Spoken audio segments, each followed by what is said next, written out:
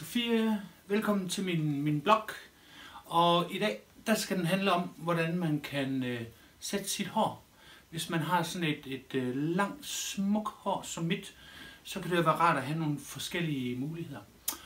Og for eksempel så kan man jo bare lade det hænge sådan ned foran det hele, og det gør faktisk ikke noget. Det kan man sagtens styre i hverdagen. Så en gang imellem, så skal det bare lige lidt til side. En gang imellem, så kan det også være en god idé at prøve at frisere det. Og der har jeg for eksempel sådan en børst. Og hvis ikke den er helt god, så har jeg sådan en børst her også. De ligner næsten hinanden, men de er alligevel ikke helt ens. Og de er gode sådan at børste med. Men hvis man først har børstet med dem i sit hår, så kan man ikke børste for eksempel sin marsvin med dem. Eller omvendt. Og så kan man også lave krøller, og det kan man gøre, hvis man for eksempel går i bad, lige inden man går i sengen, og så putter flætninger i, og dem kan man godt selv lave, hvis man øver sig. Og så om morgenen, når man tager dem ud, så er man helt krøllerøjet. Og nogle gange, så kan det også bare være fint bare at vaske håret uden at lave krøller i. Og så for ikke at alting det bliver helt vådt, så når man har været i bad, så skal man gå ud i sin mors og fars badeværelse, og så skal man tage et helt nyt håndklæde. Det skal man gøre hver gang man skal bruge et håndklæde, så skal man tage et helt nyt, så man er sikker på, at det er nyt. Og så når man sådan har sit våde hår, så kan man sådan snurre håndklædet rundt omkring, og så til at håret det er tørt. Og så er det bare nogle gange, at når man så tager det ud, så er det alligevel blevet krøllet. Og så er det, at man skal tage sine børster, og så børste sit hår. Det var det, jeg skulle fortælle i dag om at passe sit hår, når man har sådan et dejligt, lækker, langt og smukt hår som mit.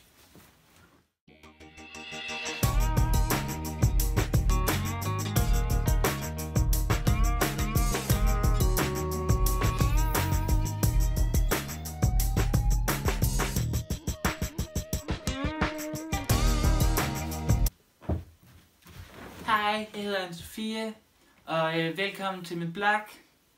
I dag der skal vi snakke om endnu en super fantastisk ting. Vi skal nemlig snakke om min familie. Og i min familie, der har jeg verdens bedste storebror. Og han kan bare altid fortælle mig, hvad der er rigtigt og hvad der er forkert. Og han er bare super sej. Han ved altid, hvad der er rigtigt. Det kan for eksempel være, hvis vi sidder og spiser, så kan han bare altid fortælle mig, hvordan jeg skal sidde med mit bestik. Og det er bare super dejligt, fordi at nogle gange så er det bare rigtig svært lige at vide, hvordan man spiser med bestik. Så hvis han ikke er der, så ved jeg bare slet ikke, hvad jeg skal gøre. Og så en anden ting om min storebror, det er, at han er super god til at være målmand. Så nu har jeg valgt, at jeg også skal være målmand ligesom ham, og jeg spiller selvfølgelig i samme klub som ham, så jeg kan gå helt i hans fodspor. Og når man kommer hjem fra fodbold, så vil jeg lige give jer et godt tips til, hvordan man skal gøre. Fordi det er ret vigtigt, når man kommer hjem fra fodbold, og man har sådan en sportstask her, at så skal man ikke tage sit fodboldtøj op, fordi hvis det kommer til at ligge i tasken, så bliver det bare sådan helt dejligt, og det kommer slet ikke til at lugte eller noget. Så det er bare sådan super vigtigt, at man ikke husker det. Ja, det var alt for i dag. Hej.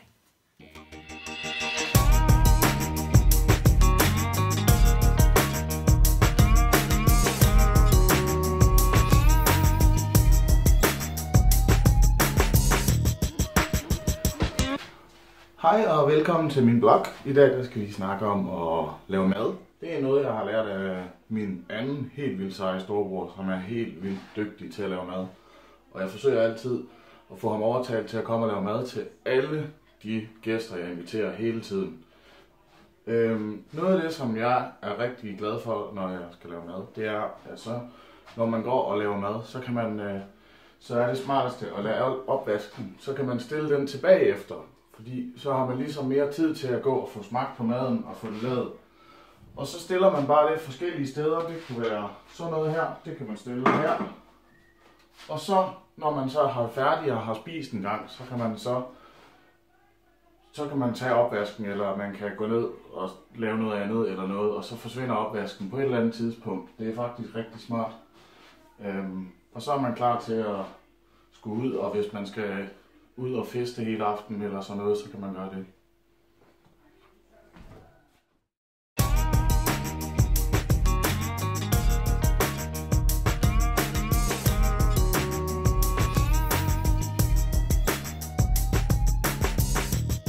Hej, og velkommen til super skønne Anne-Sofies blog.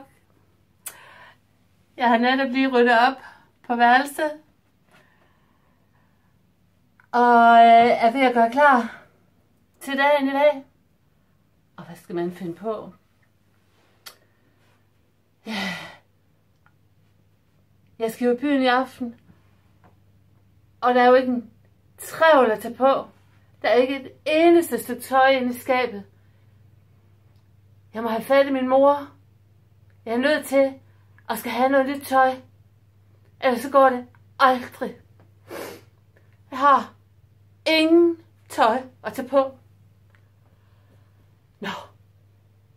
Men for at være sikker på, at hun er med på ideen, så må jeg heller lige først lukke skabet i.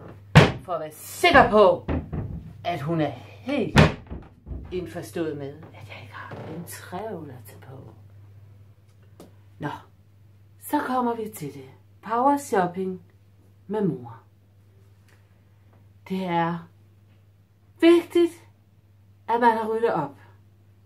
Har gjort sig fortjent til at gå på shopping. Og så er det bare, at man stille og roligt skal lægge små spor ud for, hvad det er, man kunne tænke sig at få. Måske lige have vist en 700-800 gange på nettet. Det er lige præcis den røde t-shirt, jeg absolut ikke kan undvære. Og så er det bare, at når man så går rundt inde i byen, så helt tilfældigt, så fører man vejen hen forbi lige præcis den der røde t-shirt, som vi har vist 728 gange på nettet. Og så er det næsten helt sikkert, at ens mor selv siger, ej gud, den er da bare flot. Kunne du ikke tænke dig den? Og så er det, man stille og roligt bare skal sige, jo, hvis du synes,